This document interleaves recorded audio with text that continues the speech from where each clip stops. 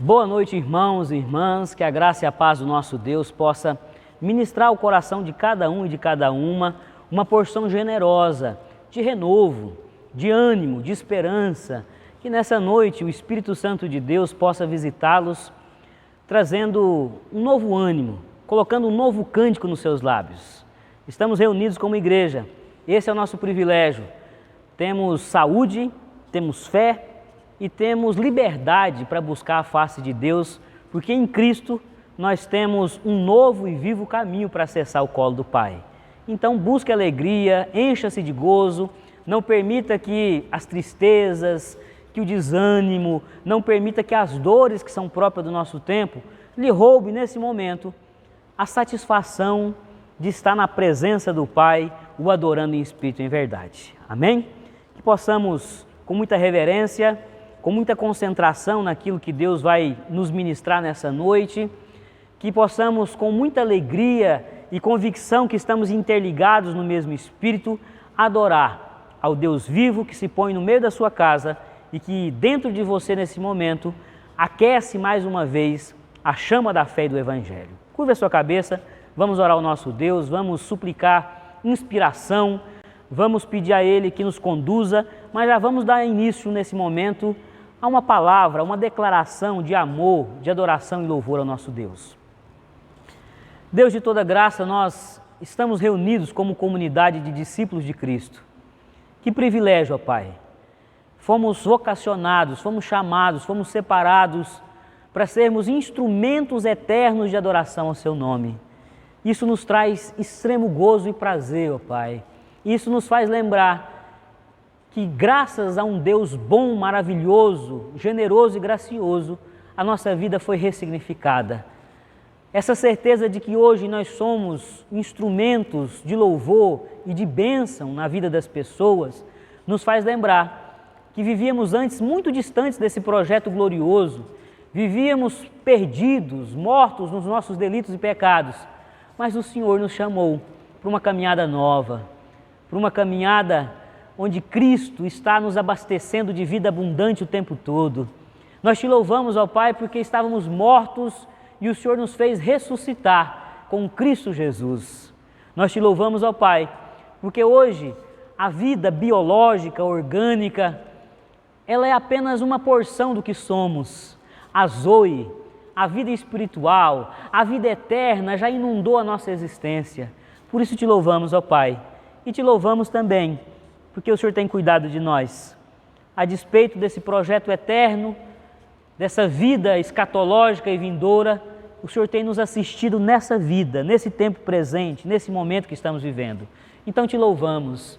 Nosso primeiro ímpeto nesse culto ao Teu nome é te louvar e te adorar, porque Tu és maravilhoso, Tu és um Deus santo, poderoso, justo e que se compadeceu de cada um de nós na nossa condição pecadora e miserável. Obrigado, Pai.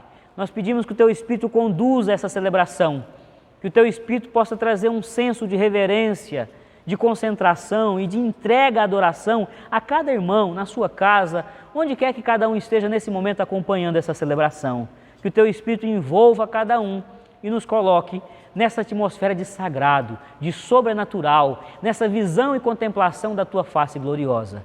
É isso que nós pedimos e é assim que nós queremos te cultuar, movidos pelo Teu Espírito Santo, em nome de Jesus. Amém e amém. Louvado seja o nosso bom Deus. Vamos nesse instante, com o nosso irmão Ávila, sermos conduzidos num cântico de louvor, num cântico de adoração. Faça uso dessa poesia cantada para se expressar diante do seu Deus. Amém. Louvemos ao Senhor.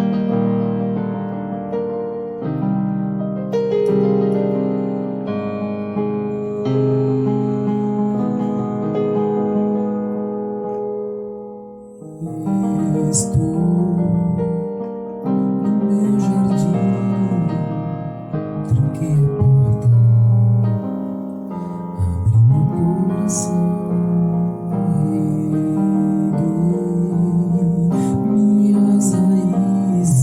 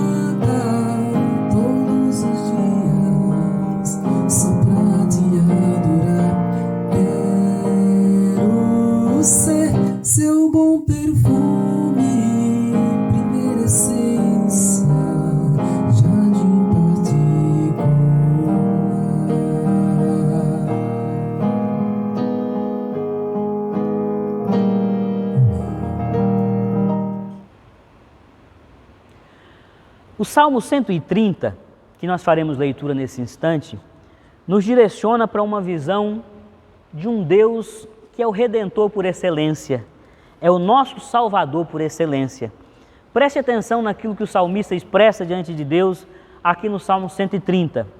Das profundezas clamo a Ti, Senhor. Ouve, Senhor, a minha voz. Estejam atentos os Teus ouvidos às minhas súplicas. Se Tu, soberano Senhor, registrasses os pecados, quem escaparia? Mas contigo está o perdão para que sejas temido. Espero no Senhor com todo o meu ser, e na Sua palavra ponho a minha esperança. Espero pelo Senhor mais do que as sentinelas pela manhã. Sim, mais do que as sentinelas esperam pela manhã. Põe a sua esperança no Senhor, ó Israel, pois no Senhor há amor leal e plena redenção. Ele próprio redimirá Israel de todas as suas culpas.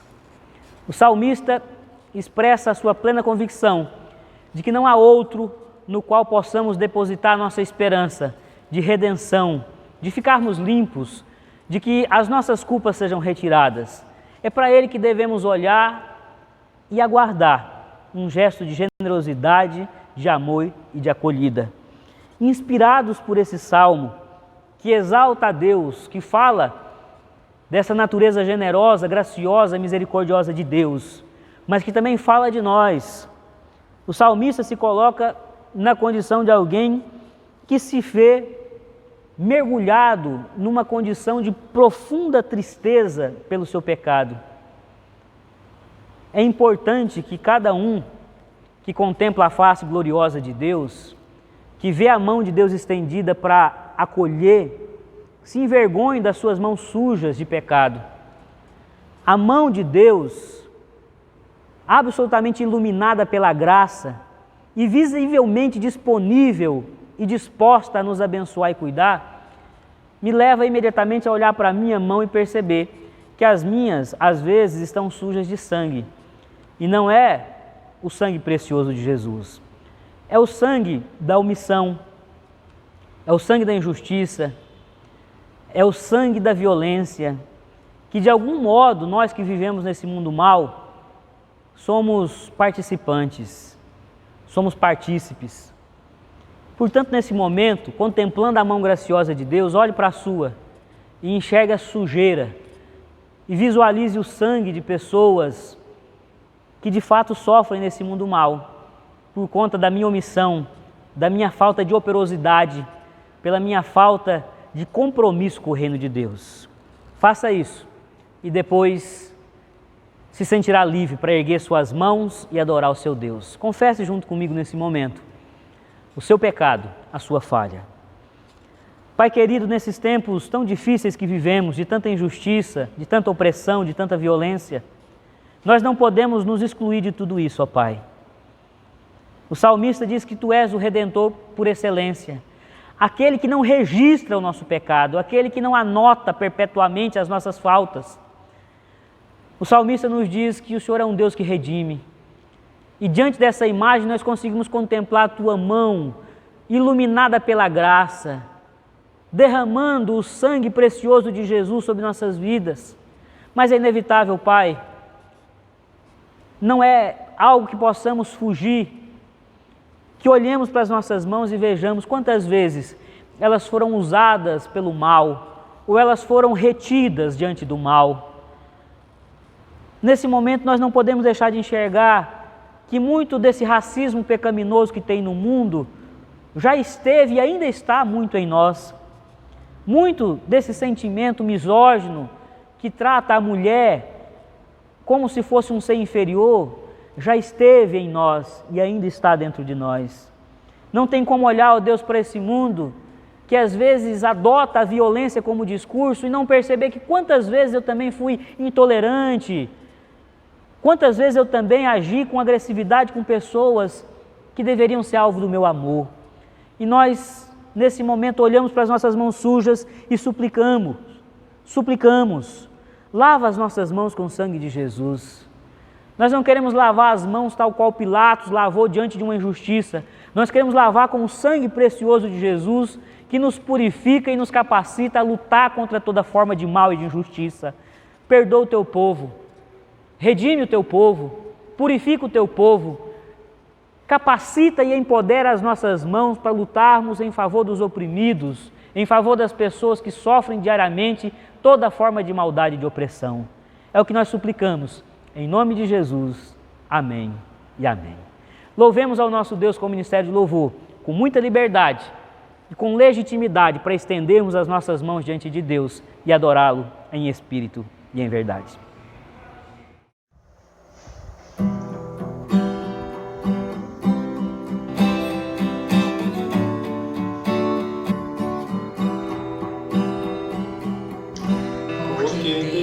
Por ele, para ele são todas as coisas, porque dele, por ele, para ele são todas as coisas, porque dele, por ele, para ele são todas as coisas. A Ele a glória.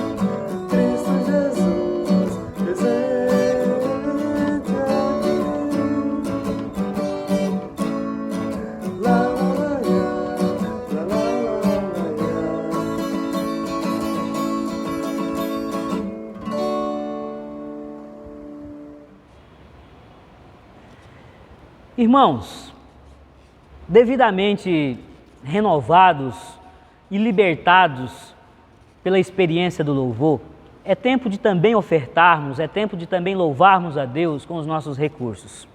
Eu desafio você a ter um compromisso com essa prática na vida da igreja. Em especial nesse momento, nossa igreja precisa muito da generosidade de cada irmão, de cada congregado e de cada membro desta comunidade. Eu louvo a Deus pela vida da nossa comunidade que tem conseguido manter de pé a nossa estrutura, a nossa agenda de trabalho, as pessoas que dependem exclusivamente dos recursos da igreja.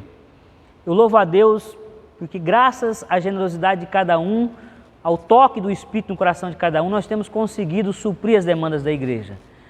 Desde março, que é quando se deu esse tempo novo de isolamento social, a nossa igreja vem, cada qual na sua possibilidade, contribuindo generosamente para a manutenção da igreja. Então eu agradeço antes de mais nada, porque tem sido algo tocante e comovente, o compromisso e a fidelidade dessa igreja com a manutenção material da igreja. Repito mais uma vez, que você priorize o cuidado e a manutenção da sua casa, que você priorize suprir com alimentos, com remédios, com o seu teto, usando os seus recursos.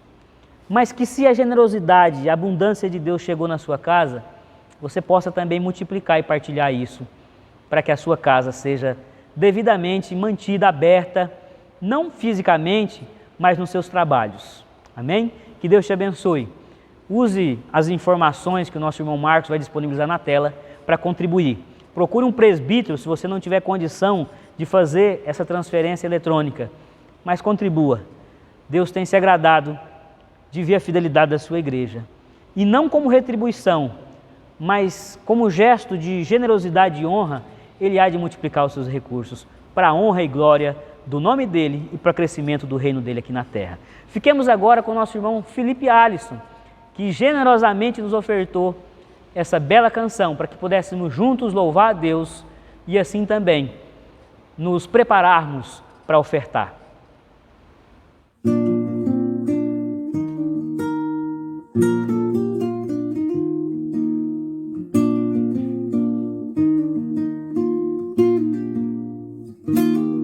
Certa vez alguém caído percebeu que os outros eram outros como eu. Perceberam seu estado mais distantes nos seus passos, se negaram a lhe oferecer a mão. Mas no meio desses outros houve alguém que, chegando perto, logo ajudou e tratou seus machucados, deu carona e uns trocados e ainda com amor o hospedou. Esse é o mundo de distantes próximos, dessa gente tão igual a nós, que está só porque passamos longe demais. Alguém tem que lhe dar o pão, alguém tem que mostrar-lhe a luz, alguém que ama igual Jesus.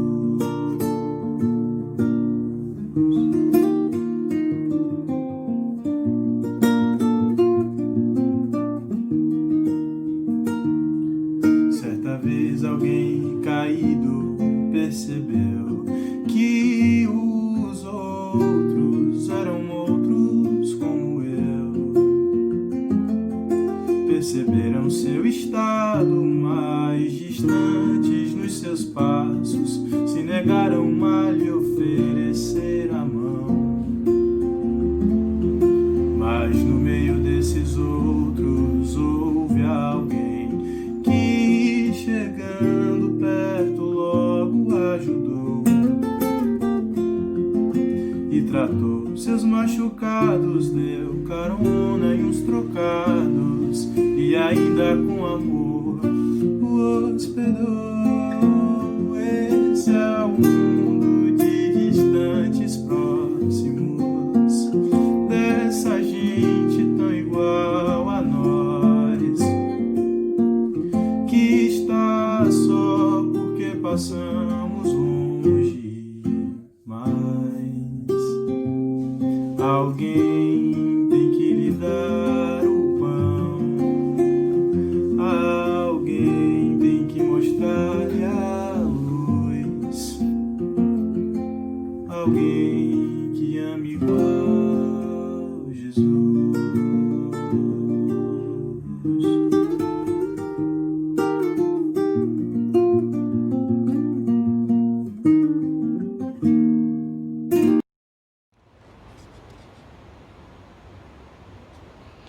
Vamos nesse instante acolhermos a palavra de Deus, irmãos e irmãs, e nessa ocasião a palavra nos vem por intermédio da primeira epístola de Paulo aos Tessalonicenses, no capítulo 1, a partir do verso 1, onde assim nos diz o nosso Deus: Paulo, Silvano e Timóteo, a igreja dos Tessalonicenses, em Deus Pai e nosso Senhor Jesus Cristo, graça e paz a vós outros.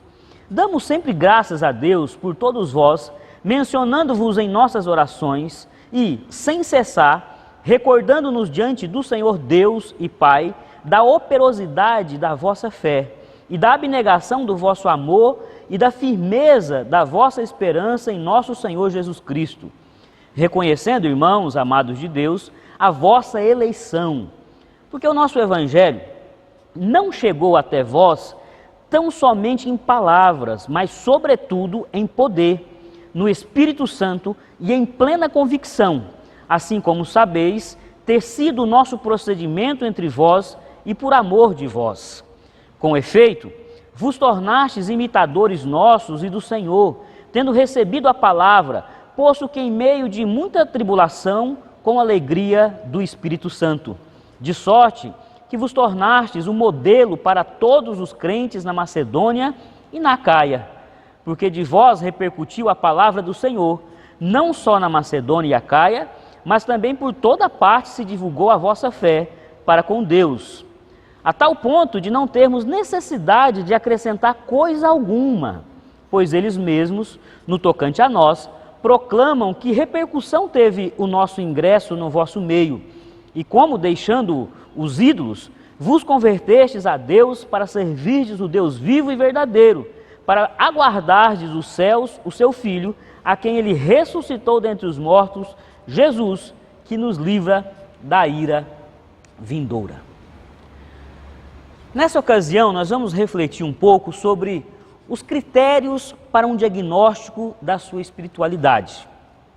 Em qualquer área da vida, se existe algo muito difícil, muito complexo, é você conseguir fazer um diagnóstico correto e preciso das coisas. Seja na medicina, seja um cientista político que está analisando a nossa conjuntura social, seja para um economista, seja para um operador do direito que está lidando com um fato, com uma demanda que lhe é trazida, diagnosticar qual é o problema, diagnosticar qual é a enfermidade, diagnosticar o que é disfuncional naquele caso que está sobre a mesa, é sempre muito difícil. Fazer um diagnóstico preciso é difícil. Em primeiro lugar, é difícil porque os sintomas, eles muitas vezes apontam para várias enfermidades. Quando um médico, por exemplo, ouve de um paciente uma queixa, aquele sintoma pode conduzir para uma infinidade de enfermidades, de patologias. Em outras áreas isso também é verdade. Você receber dados, receber informações e saber como lidar com essas informações para chegar a um parecer é sempre muito difícil, mas é muito importante, porque em qualquer área o diagnóstico vai determinar a intervenção que aquela pessoa vai fazer, aquele profissional, aquele especialista, aquele que está recebendo aquele caso, aquela queixa. É a partir da leitura das informações, dos sintomas dos elementos que lhe é trazido, que ele vai conseguir dizer, precisamos intervir assim.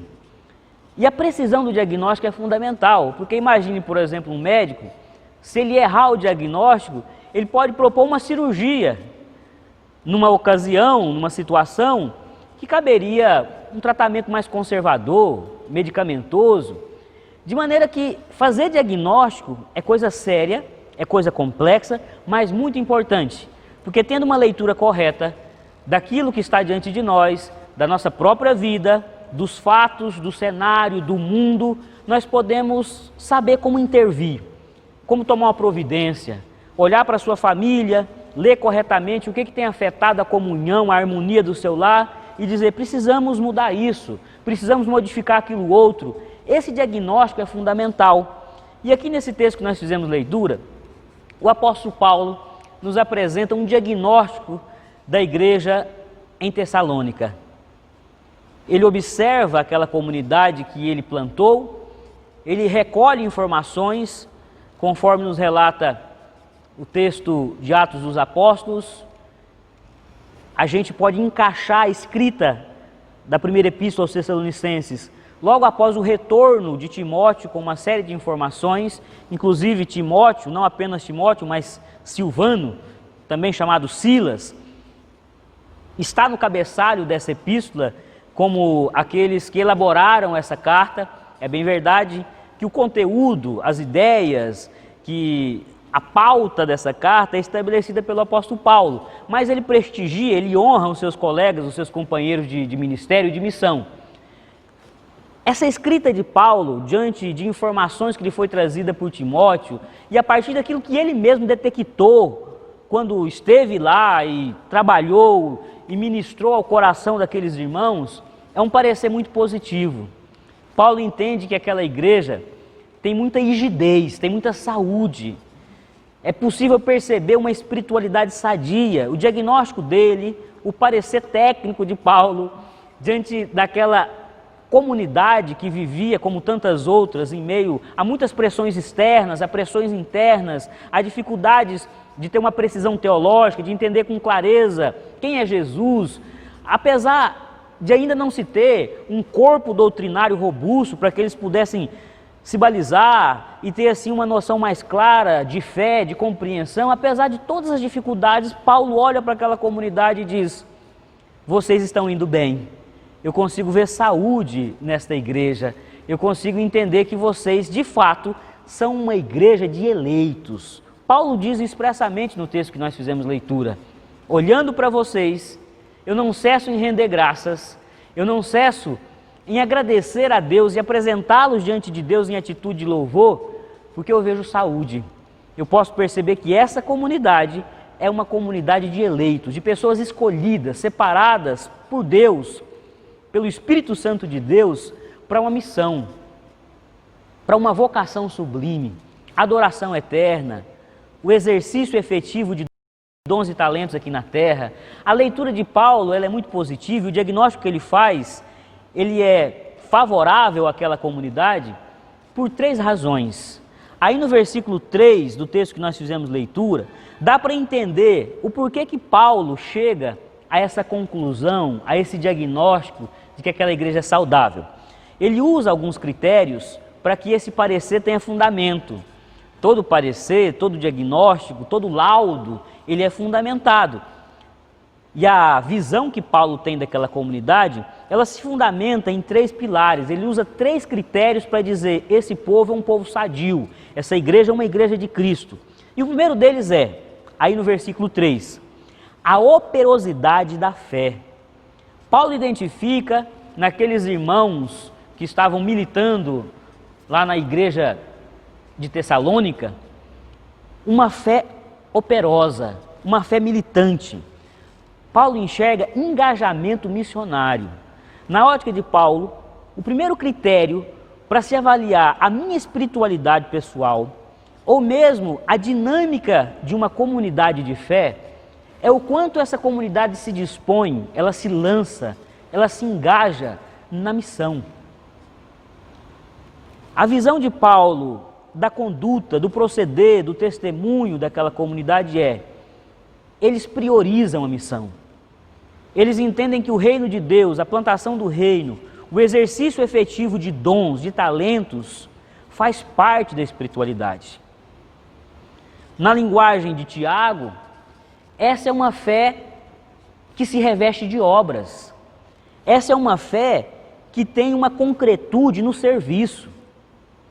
Usando o modo como Tiago enxerga a verdadeira fé cristã, ele diria: a fé dos Tessalonicenses é uma fé que tem frutos, tem desdobramentos concretos. Você pode perceber isso no legado que cada crente deixa na sua casa, no seu local de atuação profissional, no seu círculo de relacionamentos. Então, se você hoje tivesse que fazer um diagnóstico da sua fé, o primeiro critério a ser levado em consideração é o nível de engajamento missionário, é o nível de comprometimento com a missão de Deus, a Missio Dei, a missão que é de Deus, mas Ele nos chamou generosamente para sermos participantes. Deus não precisaria desses obreiros falhos e limitados que somos nós, mas Ele, por generosidade e por graça, nos deu utilidade. A servos inúteis, Ele vocacionou para um serviço sublime, que é o anúncio das boas novas. E o anúncio das boas novas das mais diferentes formas. É anunciar as boas novas verbalizando, falando, tentando transmitir uma mensagem verbalmente, mas sobretudo e principalmente é esse testemunho com a vida que faz de nós verdadeiramente missionários, verdadeiramente obreiros engajados, discípulos de Jesus que não estão debaixo da sombra esperando o fim da vida, contando os dias de maneira inútil, sem relevância, de maneira medíocre, de maneira apática, o que nos faz crentes de uma fé operosa e que nos permite perceber que nós estamos no caminho certo, de que existe saúde espiritual em nós, que a nossa espiritualidade, ela não é uma espiritualidade adoecida, é o quanto eu me disponho a abraçar a causa de Deus, o quanto eu me disponho a sofrer pela causa de Cristo, o quanto eu me disponho a gastar os meus dias, a colocar à disposição de Deus tudo o que eu sou, na minha constituição física, orgânica, nas minhas competências intelectuais, nos saberes que Deus me permitiu ter e nos recursos que Deus colocou nas minhas mãos. Aquela comunidade que estava reunida na cidade de Tessalônica era uma comunidade muito militante. Essa é a expressão. Era uma comunidade engajada. E hoje nós somos uma igreja, não estou falando da IPI de Aracaju, a nossa igreja, graças a Deus, tem um elevado nível de participação, de engajamento, mas a Igreja de Cristo, de um modo geral, e por vezes nós também, temos os nossos momentos mais apáticos, é uma igreja que não está com o coração na missão. É uma igreja que ama muitas vezes a experiência de estar se reunindo comunitariamente, de desfrutar de um ambiente litúrgico, de poder se aproximar do sagrado através de uma experiência de frequentar o templo, de ouvir a mensagem, de cantar cânticos espirituais. É uma igreja que muitas vezes tem uma satisfação nessa convivência, nessa troca cotidiana de experiências, mas em termos de engajamento nas pautas do reino de Deus, a luta pela justiça social, a solidariedade, o consolo àqueles que sofrem, o socorro ao órfão, à viúva, ao estrangeiro, a assistência às pessoas que são despossuídas. É nesse sentido que a militância, o engajamento, no sentido de plantar o reino de Deus, precisa ser levado mais a sério. A aproximação de pessoas que carecem urgentemente de uma transformação, pessoas que não são, digamos, moralmente, espiritualmente, muito cheirosinhas, pessoas que muitas vezes nós julgamos que têm um mau cheiro do pecado, porque vive uma vida depravada, porque vive uma vida totalmente à mercê do lamaçal do pecado, essas pessoas que Cristo se aproximava sem nenhum constrangimento, essas pessoas que não impunham a Cristo uma barreira, uma dificuldade, essas pessoas que prioritariamente Cristo estabeleceu como alvo da sua ação pastoral, missionária, devem ser colocadas na pauta da vida da igreja. Nós estamos satisfeitos com a nossa dinâmica mais templária, nós estamos satisfeitos em termos, dentro do nosso lar, muitas vezes uma dinâmica gostosa de convivência, onde ali também experimentamos um pouco do sagrado de Deus, mas existe um mundo que padece, existe um mundo que está doente. Eu falava no início dessa nossa conversa sobre diagnóstico, e o diagnóstico desse mundo foi proferido por Jesus. É um mundo que jaz no maligno, é um mundo de dores, é um mundo de sofrimento. Eu insisto em dizer que por vezes nós nos encantamos demais com alguns aspectos bonitos desse mundo, tem muita beleza, a natureza é bela, aqui e acolá a gente vê lampejos de relacionamentos ternos, afetuosos, generosos, e às vezes nós nos encantamos com isso. As artes muitas vezes transmitem uma certa beleza.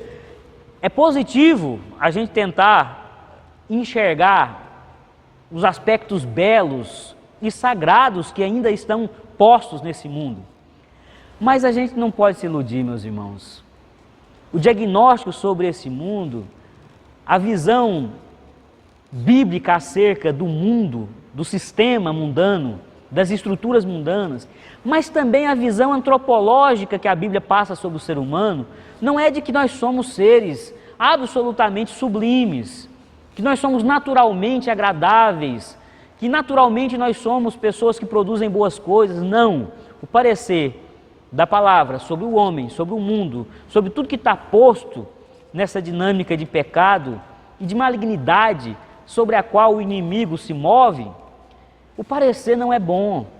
E a nós cabe um engajamento transformador nessa realidade. Não basta também diagnosticar que o mundo é um lugar mau, feio, escuro e sombrio e ficarmos na nossa bolha. A igreja que o apóstolo Paulo descreve é uma igreja que dá testemunho. Eles, olha, eu não precisei nem acrescentar muita coisa. Não houve necessidade de uma intervenção posterior. Eu plantei uma comunidade sadia. Por sinal, isso só aconteceu, diz ele, porque eu preguei o evangelho de Cristo. Foi o evangelho do poder transformador do reino que chegou até vocês, e vocês continuaram a transmitir um evangelho muito puro, muito genuíno, em especial por intermédio do engajamento missionário, uma fé operosa, uma fé que tem operacionalidade, que faz acontecer, que produz, que frutifica. O nosso Senhor disse que nós somos chamados para dar frutos. A nossa vocação é para frutificar. Logo, uma fé improdutiva, não operosa, uma fé estéril, é sintoma de que você está espiritualmente doente, que você precisa rever algumas questões na sua espiritualidade. O que está faltando? Talvez você até tenha uma dinâmica de leitura da palavra. Dentre as disciplinas espirituais, você pratica algumas. Você busca comunhão no corpo, você tem a sua vida devocional, você tem prática de oração, mas está faltando sair da abstração e dar concretude à sua fé, porque é no campo, é verdadeiramente engajados na seara do Senhor, que nós criamos uma certa robustez, a nossa fé fica mais forte, nós ganhamos musculatura espiritual, tal qual alguém que não se exercita, eu, por exemplo,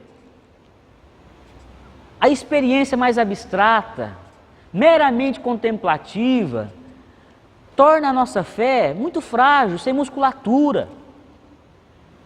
Quando a gente vai para o campo e começa a se movimentar, a nossa fé ganha uma força, ela encorpa. A gente fica mais forte para enfrentar a vida, as dinâmicas ruins que estão postas na vida. Por isso que muitas vezes o serviço, o exercício do ministério é um remédio poderoso para curar a fé de pessoas que estão muito fracas, muito anêmicas, muito desnutridas. Porque a abstração, a teoria, ela às vezes não tem a força de nos encher de esperança e de ânimo e de certeza que nós estamos no caminho certo, tanto quanto o exercício efetivo de dons e talentos. A gente, quando está trabalhando, quando a gente está pegando no arado, a gente fica menos propenso ao pessimismo. Pode fazer um teste. Escolha um dia ruim da sua vida. E nesse dia ruim da sua vida, ao invés de ficar deitado numa cama e apenas contabilizando perdas e contabilizando as tristezas e frustrações, tente fazer alguma coisa. Arrume o seu quarto, organize as gavetas, faça uma faxina mais ampla na sua casa. Essa movimentação física, essa transpiração, ela tem um papel muito positivo na psique e na espiritualidade das pessoas. Pastor, o senhor está falando isso no momento em que nós estamos enclausurados, em plena pandemia. Eu sei que nesse momento a movimentação e o engajamento mais orgânico, mais físico, fica prejudicado.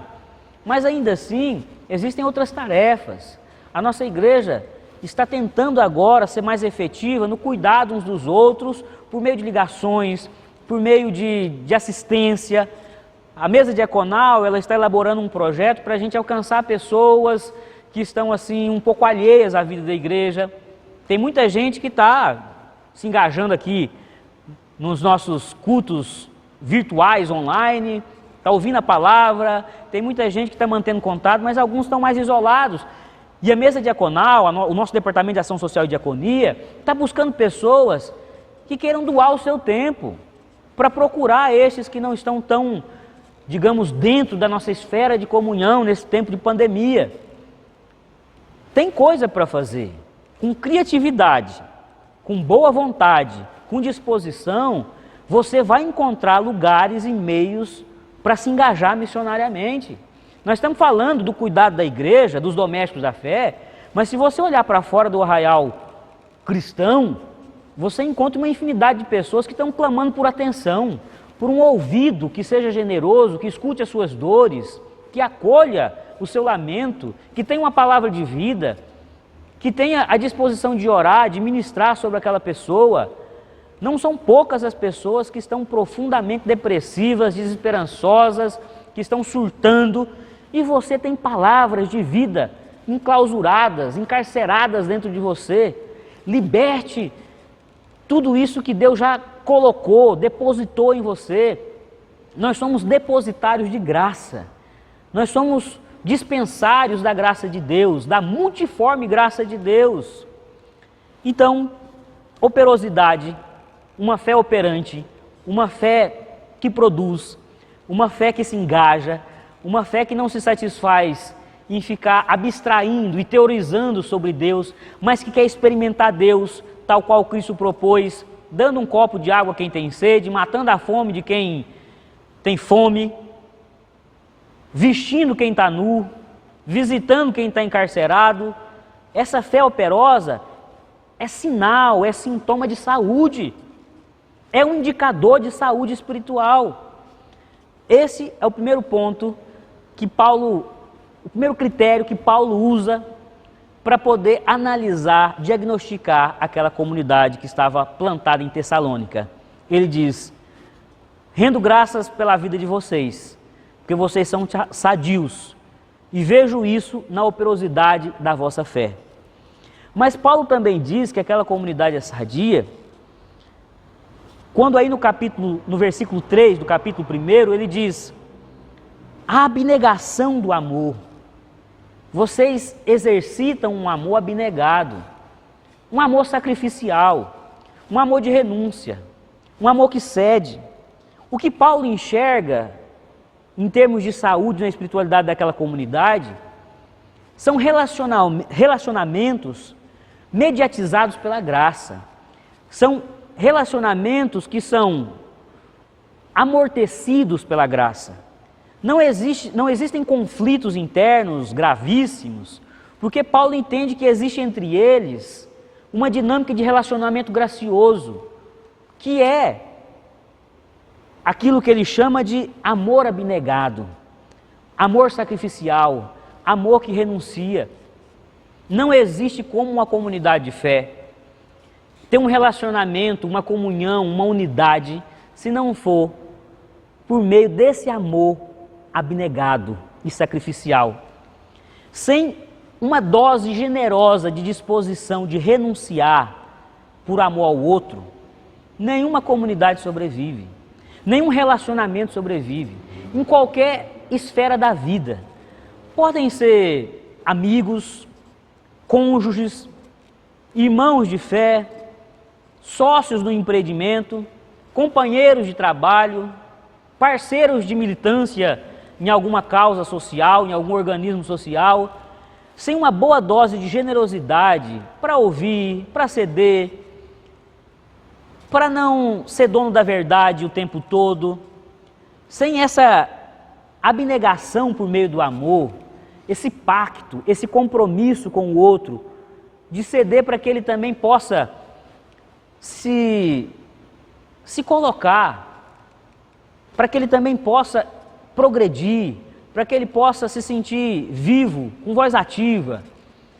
Relacionamentos abusivos, onde uma parte sufoca a outra, não deixa que o outro consiga demonstrar o seu valor, o seu talento. Quando existe alguém que tem sempre necessidade de falar mais alto, de se mostrar mais valoroso, de demonstrar o quanto há uma superioridade naquela relação, em termos intelectuais, em termos de poder, enfim. Aquela comunidade, ela tem um amor sacrificial que torna os relacionamentos absolutamente graciosos. Essa é uma carta onde Paulo não faz menção a conflitos internos sérios. Aqui e acolá ele fala daquele problema que quase toda a comunidade daquela época tinha, cristãos judaizantes, ou mesmo aqueles que eram gentios e sofriam perseguição dos seus pares, essas cidades onde Paulo prega o evangelho e funda comunidades, é predominantemente gentílica, ou seja, composta por pessoas que não são judias.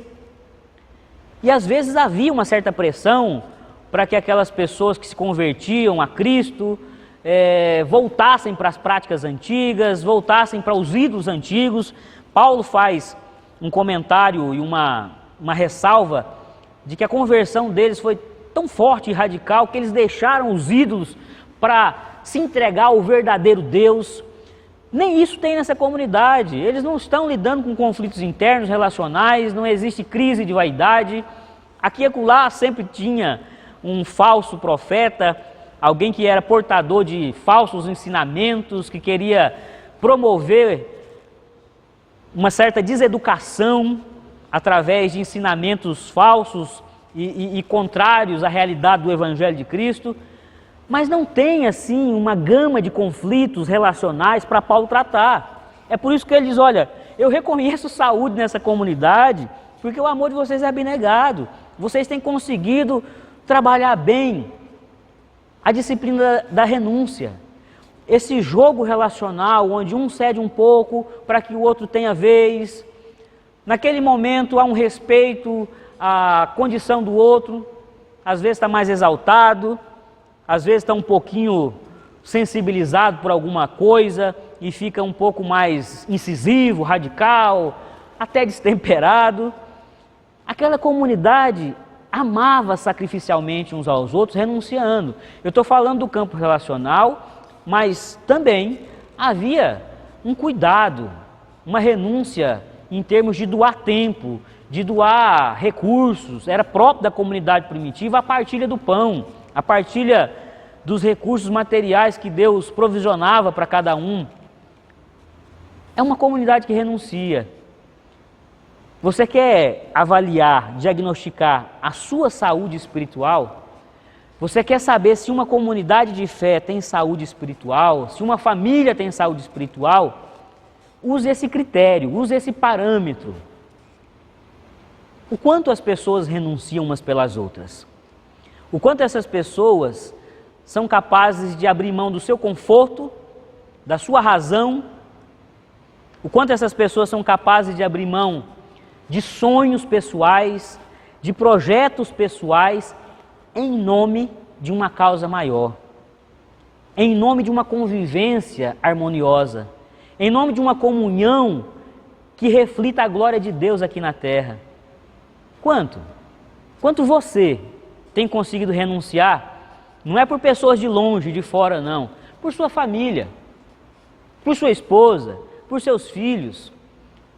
Nós vivemos um hedonismo, nós vivemos um individualismo tão exacerbado que ninguém mais quer abrir mão da sua posição de conforto dentro de casa.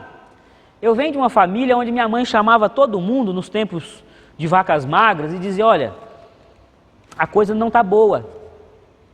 Seu pai está com dificuldade, perda salarial, está desempregado, ou está apertado porque nós temos aí alguns compromissos que nós adquirimos, que nós contraímos para melhorar a nossa vida. Vamos sentar e vamos todo mundo se sacrificar. E aí a gente sacrificava. Eu cansei de, como dizia minha avó, muitas vezes comer arroz, feijão e língua, a minha língua. Porque era um tempo em que não tinha dinheiro sobrando para comprar mistura. Mas a gente, num esforço familiar, entendia que precisava ajustar o orçamento doméstico, para que mais adiante a gente pudesse juntos desfrutar de alguns benefícios. Um carrinho que foi trocado, ou o primeiro carrinho que foi adquirido, uma casinha bem reformada, bem cuidada, móveis novos, a minha bike nova. A gente, na condição de uma família modesta, financeiramente fazia muito sacrifício, mas também fazia sacrifício no campo relacional, de tolerância. Meus pais, infelizmente, vieram a se separar, mas por muitos e muitos anos souberam ter esse jogo saudável do sacrifício mútuo. Sacrificavam, renunciavam. E assim o casamento deles conseguiu sobreviver a uma série de dificuldades próprios de dois jovens que eram inexperientes.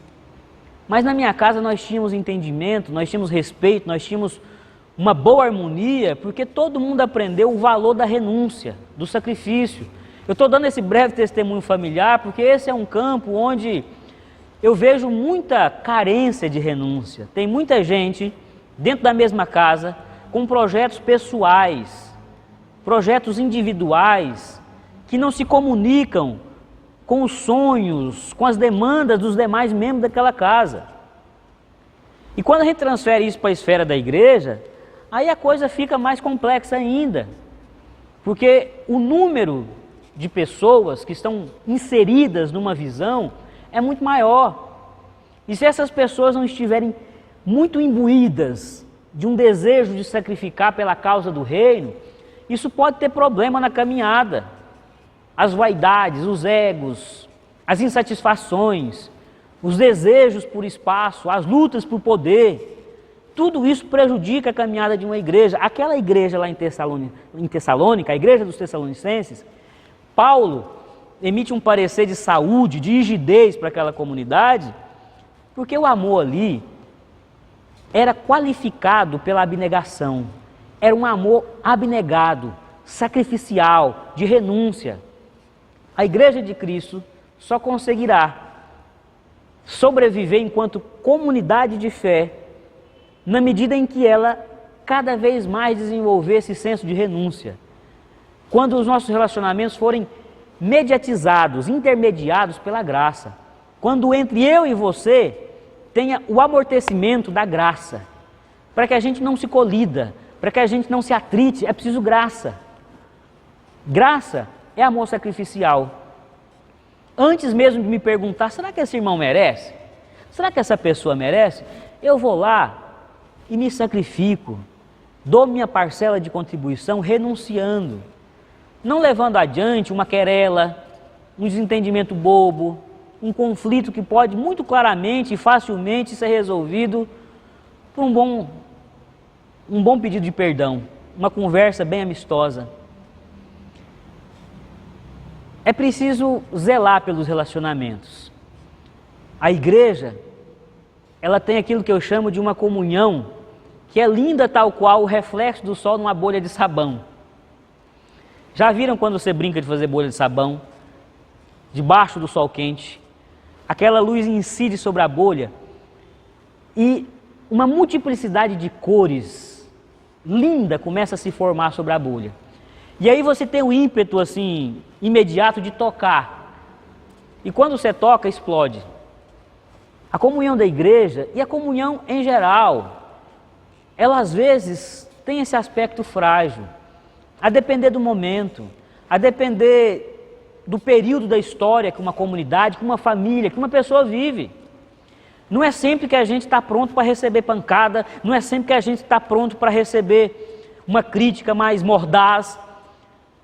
Por vezes você está sensibilizado. Então essa sensibilidade que me permite praticar o amor abnegado, sacrificial, preserva relacionamentos, preserva a comunhão, propicia a igreja viver uma verdadeira unidade. Eu digo igreja porque esse é o nosso espaço de convivência mais coletivo e comunitário, mas leve isso para outras áreas da sua vida. Talvez você tenha quebrado muitos relacionamentos, você tenha se desconectado de muitas pessoas, porque tem faltado um pouco mais de amor abnegado. Último critério para a gente fazer um bom diagnóstico da nossa espiritualidade, que Paulo nos apresenta no versículo 3 desse texto, é a firmeza da esperança. A firmeza da esperança. Paulo diz, olha, a saúde de vocês, a saúde espiritual de vocês é perfeita, se não perfeita, mas é muito razoável, muito aceitável, porque vocês têm uma esperança muito firme. Vocês não recuam diante das adversidades, vocês não recuam diante do sofrimento, vocês não voltam atrás no pacto que fizeram com Deus, porque os adversários externos estão se levantando, porque a luta pela sobrevivência está pesada demais. Vocês não desistem de crer no amor de Deus, no cuidado de Deus, na providência de Deus. Vocês não desistem de crer que são eleitos, que são separados, porque o contexto é adverso, porque as coisas não estão indo bem. A firmeza da esperança de vocês é própria de um eleito, de um escolhido. Vocês são perseverantes. Na doutrina reformada, que nós presbiterianos fazemos parte, nos filiamos, a temática da perseverança, ela possui um papel fundamental. Os eleitos, eles são perseverantes. Às vezes me perguntam, pastor, mas esse negócio de eleição é muito bacana. Quer dizer que eu digo que sou eleito e saio aí pelo mundo praticando uma série de coisas inapropriadas, me entregando aos prazeres mais carnais e mais devassos, porque eu sou um eleito? Não.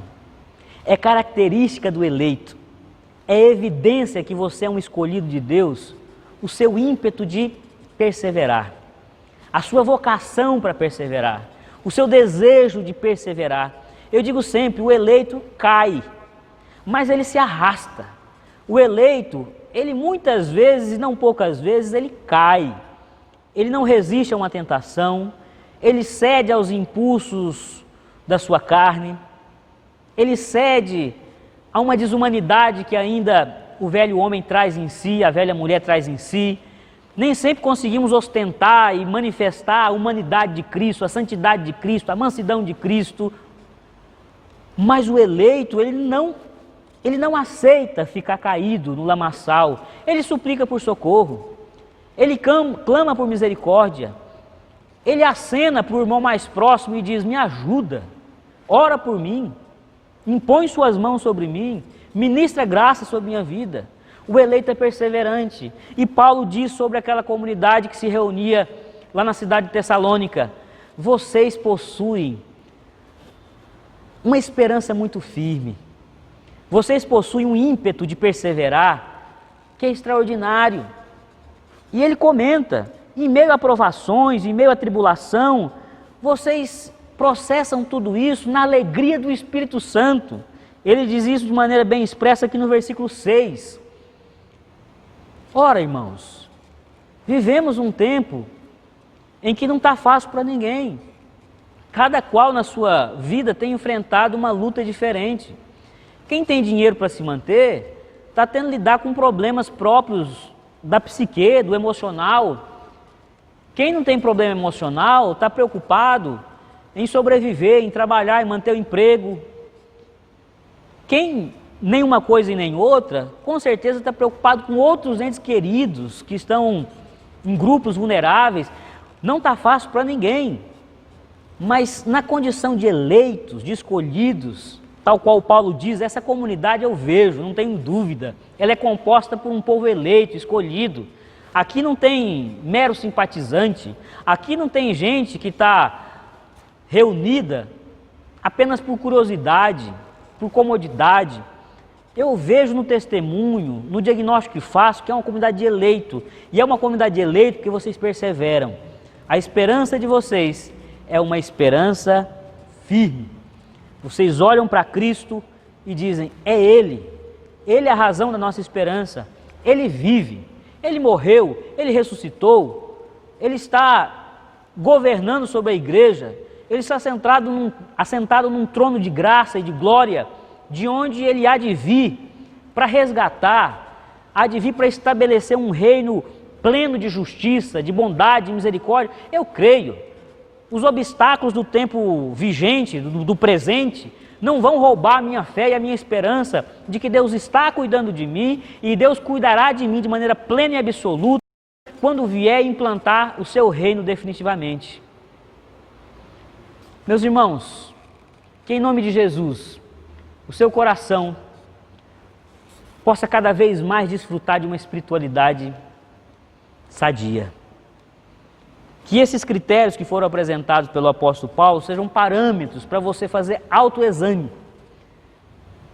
Hoje é tempo de ceia, daqui a pouquinho nós vamos participar do pão e do vinho. O apóstolo Paulo diz, examinai-vos.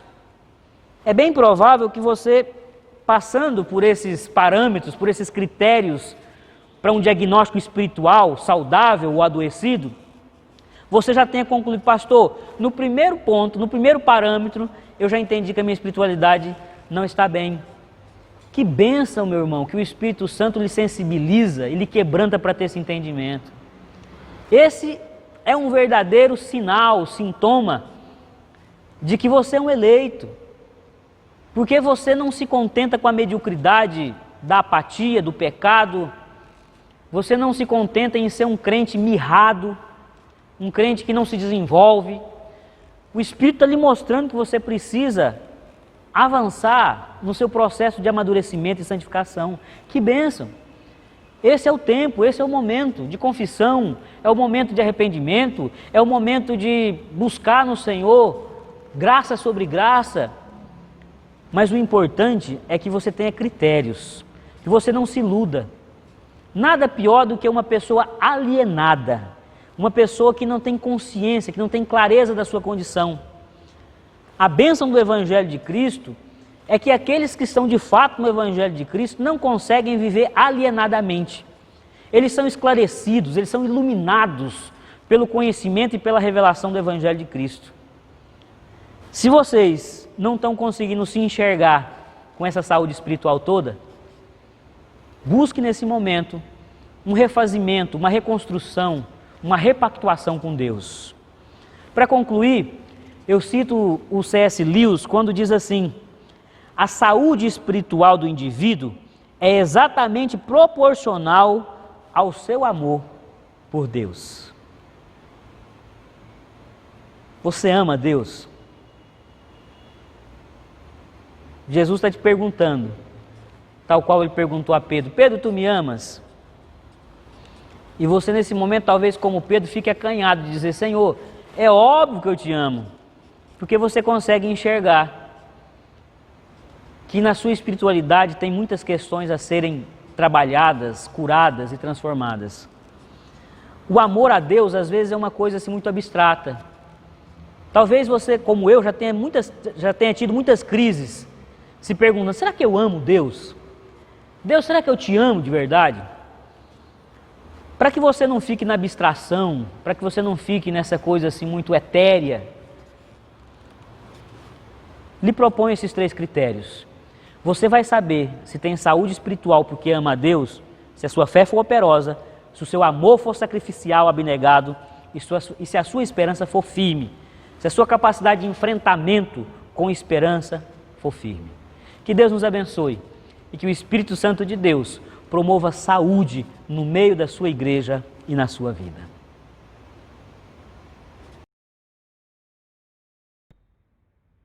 A mesa do Senhor, meus irmãos, mais uma vez está posta. O convite de Cristo é direcionado a todos aqueles que têm plena convicção de que não tem mérito para sentar essa mesa. Essa não é a mesa daqueles que conquistaram um direito.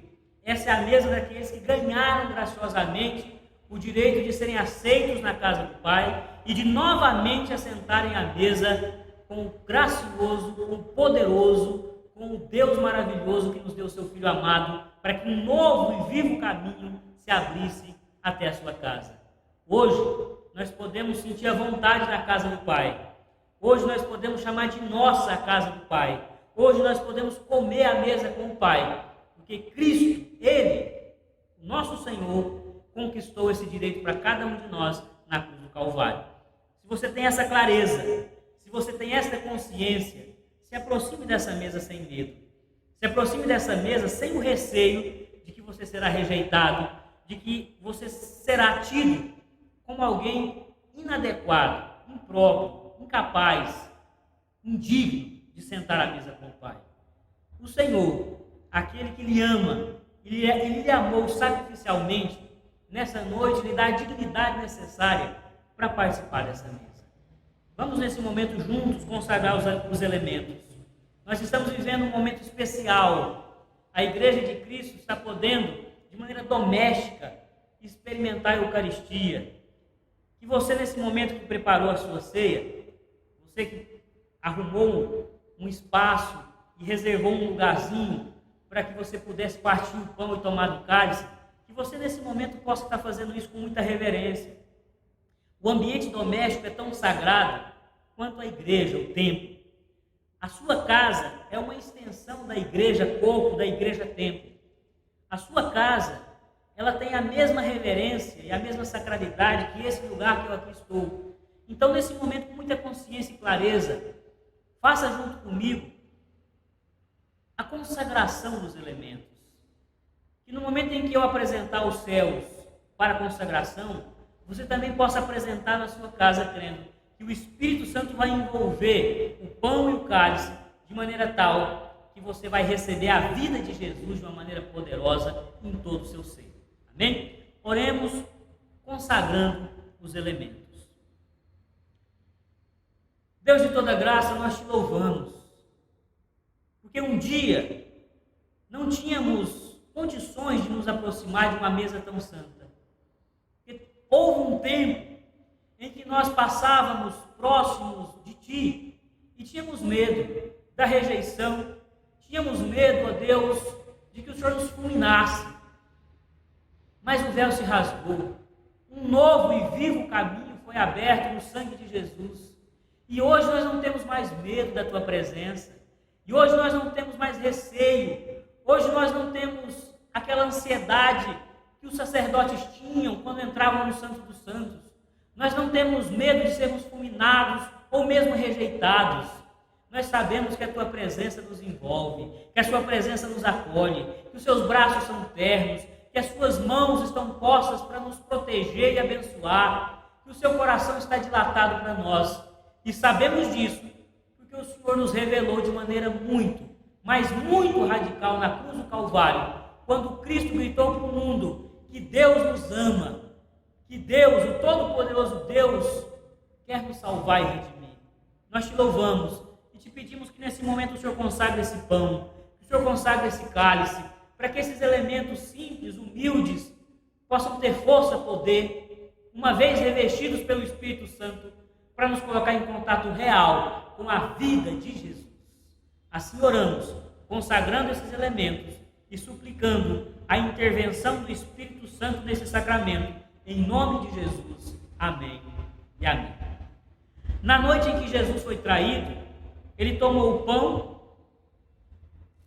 o partiu e disse: este é o meu corpo, que será entregue por amor de vós.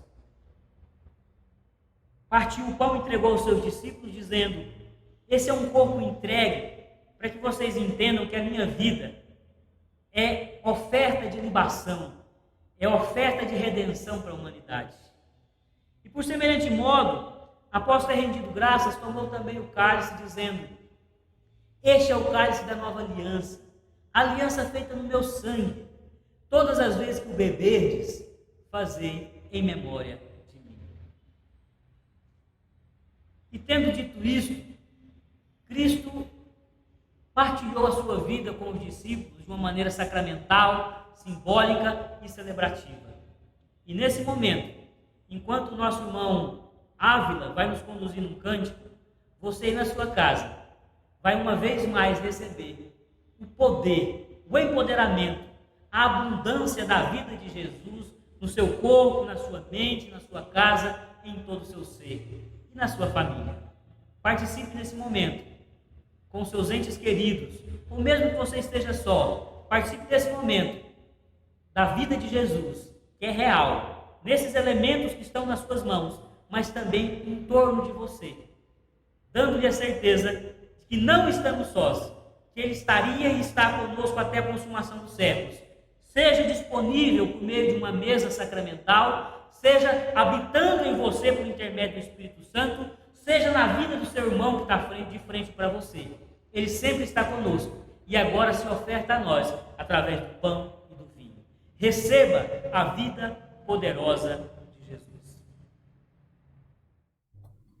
Amém. Louvemos o nome do Senhor.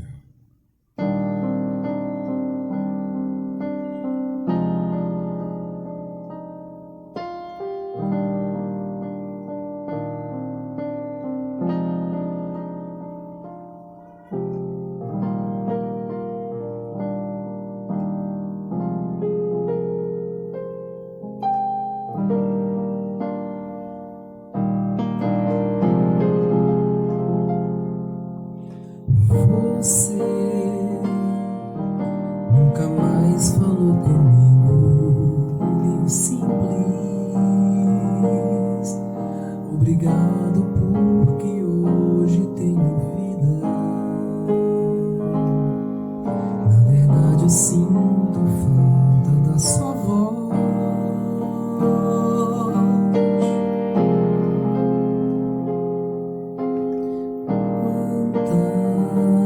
Às vezes você veio a mim e eu estive sempre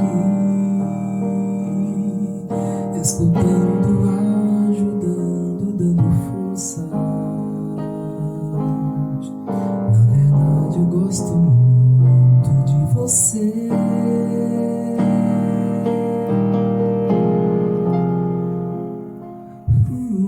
Você anda longe, anda triste, tão sozinho. Na verdade tu não passas de um menino perdido, querendo se encontrar.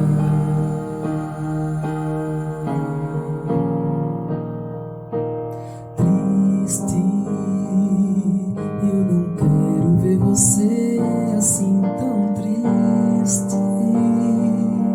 Mais longe de mim você só vai ser triste. Só chamar que vou correndo te encontrar.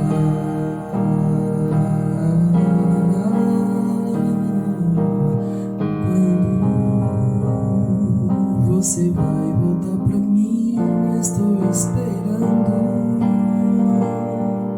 Volte logo que o tempo está findando.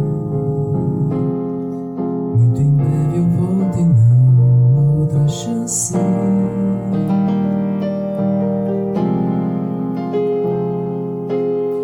Filho, tanta coisa pra dizer.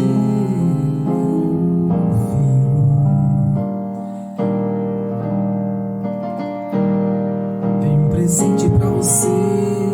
Volta, filho. É verdade, eu gosto muito de você.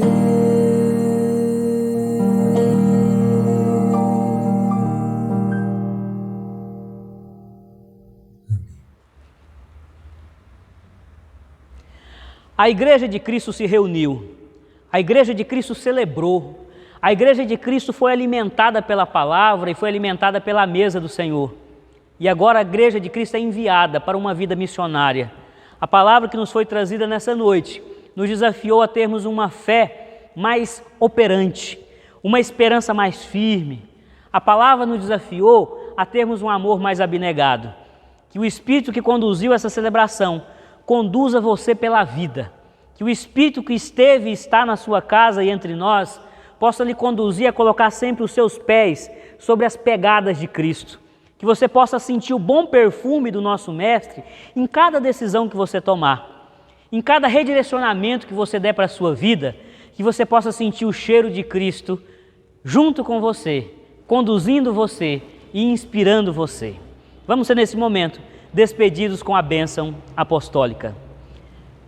Que a graça do nosso Senhor e Salvador Jesus Cristo, que o amor do nosso bondoso Deus, que o consolo e a comunhão do Espírito Santo de Deus possa repousar sobre a igreja missionária, sobre a igreja peregrina espalhada pela face da terra, sobre essa igreja que é desafiada a todos os dias a negar-se a si mesmo, tomar a sua cruz e seguir a Cristo em fidelidade. Que essa bênção chegue a todos nós e nos capacite para uma vida abundante em Cristo e para a glória de Cristo. Amém, irmãos? Fiquemos em paz, permaneçamos em casa. O Senhor é conosco.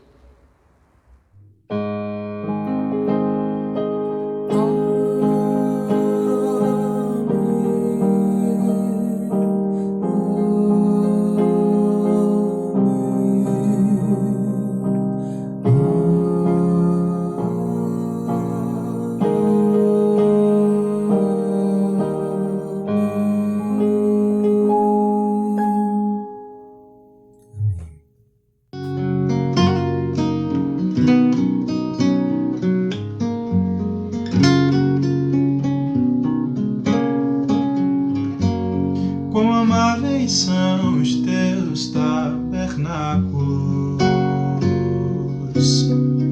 Senhor dos exércitos.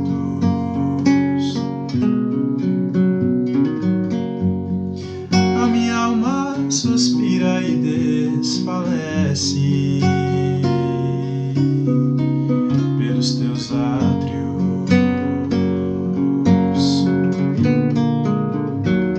O pardal encontrou casas e andorinha ninho para si. Eu encontrei teus altares, Senhor, Rei meu e Deus meu.